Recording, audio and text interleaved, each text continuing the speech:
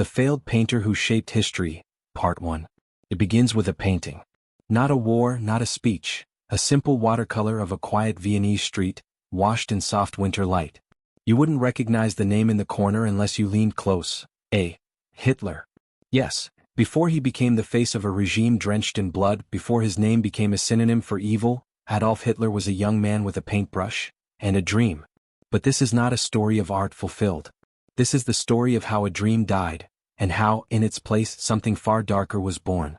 Braunau am Inn, Austria, 1889. A small border town, a cold April day. Adolf comes into the world, the son of Alois Hitler, a strict customs officer, and Clara, a soft-spoken, deeply devoted mother. From the start there was tension. Alois wanted discipline. Clara wanted tenderness. The boy drifted between the two worlds, obedience and rebellion. Even as a child, Adolf showed no interest in the stable, bureaucratic life his father imagined. Instead, he would sit for hours sketching the rooftops of Linz, the church spire, the slow curve of the Danube. Paper and pencil became his escape from a household where arguments often echoed in the evening air. But in 1903, tragedy struck. Alois died suddenly, collapsing in a tavern. Adolf was 14. Some saw his father's death as liberation.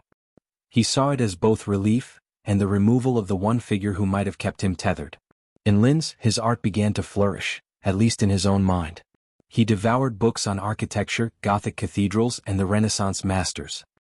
He would linger for hours in museums, staring at the delicate folds of robes and religious paintings, or the way light poured through a Dutch interior scene. But there was a problem. For every praise he received for detail, he was criticized for his inability to capture the human face. His people looked stiff, lifeless, dolls in painted rooms. Vienna, 1907. At 18, Adolf packed his portfolio and took the train to Vienna, certain that the Academy of Fine Arts would recognize his genius. The rejection letter arrived quickly. Insufficient talent in the human form, it read. His application was denied.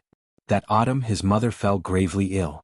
Clara's face, once soft and full of life, grew pale under the shadow of cancer. He watched her fade, powerless, while his own dreams felt suddenly irrelevant. She died on December 21, 1907. Adolf was 19, motherless, rootless, and alone. It was the first great collapse of his life. And it would not be the last. From here, the story begins to tilt toward darkness.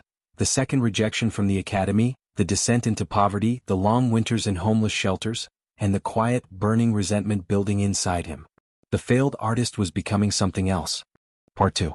Vienna, 1908. The city was a masterpiece in itself. Domes glinting in the morning light, trams rattling along cobblestone streets, shop windows glittering with fine fabrics and silverware. It was a place where culture and ambition met in every cafe. Adolf Hitler walked these streets with paint-stained fingers, but no future. The second rejection from the Academy of Fine Arts came like a final blow. This time there was no misunderstanding, no promise to try again next year. His work simply did not meet their standard. He had nowhere else to go. The months that followed blurred together. He rented small, airless rooms when he could afford them.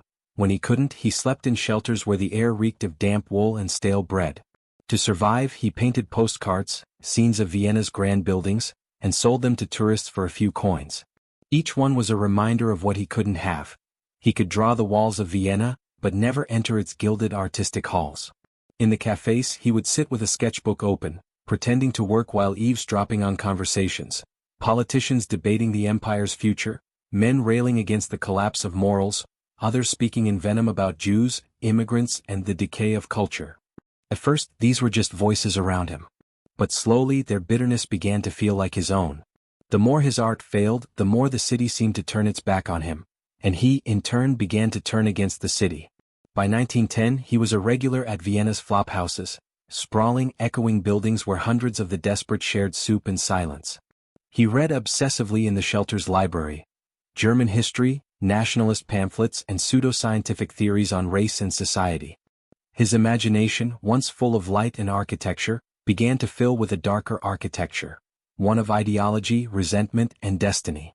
One bitter winter night, after selling only 2 postcards in an entire day, he walked through the city center. Snow was falling in heavy, wet flakes, muffling the sound of carriage wheels. The Grand Opera House loomed ahead, its lights glowing warmly through frosted glass. Inside, the elite of Vienna gathered in velvet and jewels. Outside, a young man in a frayed coat stood watching, an artist who had been told he would never belong. And in that moment, something inside him hardened. If the world would not take him as an artist, he would return one day as something else, something they could not ignore. By the time he left Vienna in 1913 for Munich, his paintbrush was no longer the most dangerous thing he carried. He was leaving behind the dream of art, and taking with him the blueprint for a new life, forged in poverty, bitterness, and an ever-growing conviction that he was meant for greatness, at any cost. Part 3. Munich, 1913. The city was quieter than Vienna, cleaner streets, less imperial pomp, but still full of promise. Hitler arrived with his paints, his postcards, and a sense that maybe, just maybe, here he could start again. But history had other plans. In the summer of 1914, the sound of drums rolled through Munich's Marienplatz. War had come. Crowds cheered as men lined up to enlist. Flags snapped in the wind. For Hitler, the war was not tragedy, it was opportunity. This, he told himself, is my moment. He volunteered immediately, serving with the Bavarian Reserve Infantry. The front was mud, blood, and chaos. But to Hitler it was also the first time he felt he belonged. The army gave him structure. The uniform gave him identity. And the war gave him purpose. The trenches of the Somme, 1916. Rain turned everything to sludge. Rats gnawed at boots. Artillery thundered without end. Hitler served as a messenger, running between positions under constant fire. He was wounded by shell fragments, spent weeks in hospital, and returned to the front as if drawn by a magnet. Here he began to think of himself not as a failed artist, but as a man chosen for survival, spared by fate while others fell around him. When the armistice came in November 1918, Hitler was in hospital again, temporarily blinded by a gas attack. Lying in the dark, he heard the news: Germany had surrendered. The Kaiser was gone. The empire was dead. Something broke inside him. The defeat felt like personal betrayal, not just by enemy nations but by those within Germany who, in his mind, had stabbed the country in the back. When he left hospital, the war had taken his youth and his art, but it had given him a mission. Munich, 1919. Germany was in chaos. Food riots. Political assassinations. Soldiers wandering without work. In the beer halls, men shouted about revolution and revenge. Hitler found himself attending meetings at first just to listen, but soon he spoke. His voice, sharp and insistent, could cut through the noise of a crowded hall. He didn't just talk about politics. He painted pictures in words, images of a reborn Germany, of unity, pride, and purity. His speeches had the same rhythm and intensity as his art once had, but now the canvas was the crowd and the colors were rage and hope. By 1920, the young man who once sold postcards on Vienna streets was no longer anonymous. He had traded the brush for the microphone. The failed artist was becoming something far more dangerous: a leader. Part 4. Munich, 1920. In the smoky back rooms of beer halls, a small, obscure political group called the German Workers' Party was taking shape. It was nothing remarkable, just another fringe movement in a country full of them. But when Adolf Hitler joined, everything began to change. He didn't arrive as a leader. He came as a speaker, a man who could hold an audience in his grip, not with facts but with emotion. He spoke as an artist paints, building tension with shadow, then slashing the canvas with light. Every pause was calculated, every shout rehearsed. He painted Germany's humiliation after the Treaty of Versailles as a wound that only unity, and his vision, could heal. The crowds grew. The meetings became rallies. And the party gained a new name: the National Socialist German Workers' Party, the Nazis. 1923, the Beer Hall Putsch. By now, Hitler believed he could take the country by storm. Inspired by Mussolini's March on Rome, he and his followers stormed a Munich beer hall, declaring a national revolution. But the city was not Rome and Bavaria was not ready. Gunfire broke out. 16 Nazis and 4 police officers lay dead. Hitler was arrested. In prison he finally had time to write. The result was Mein Kampf, part autobiography, part political blueprint, part fever dream. He poured into it the same stubborn determination that once went into his watercolors. But now, the colors were words of hatred and the composition was a vision of conquest. When he walked out of prison less than a year later, he had learned 2 crucial lessons. Power would not be seized with a pistol, it would be taken through politics. If you wanted to lead a nation, you had to control the story it told itself. The artist in him reawakened, but this time the canvas was the German mind. He designed banners like theatrical backdrops, blood-red fields with black swastikas that seemed to spin as the crowd moved. He choreographed rallies like grand operas with lights, flags and music swelling at just the right moment. He turned himself into a symbol, an image as carefully crafted as any portrait. By the late 1920s, the Nazi Party was no longer a curiosity. It was a movement. The failed painter had become a master of propaganda. And as the Great Depression gripped the world, his audience grew desperate. Desperation, he knew, was the most fertile soil for belief. Part 5, The Last Strokes. 1943. The tide of war was turning. The grand illusions Adolf Hitler had painted for his people were starting to crack like a fresco left in damp. Cities once shown in triumphant newsreels were now rubble. The Reich, which he envisioned as eternal, had begun to look fragile, temporary, like paint peeling from a canvas. Yet even as the noose tightened, Hitler refused to see himself as anything but an artist misunderstood by the critics of history.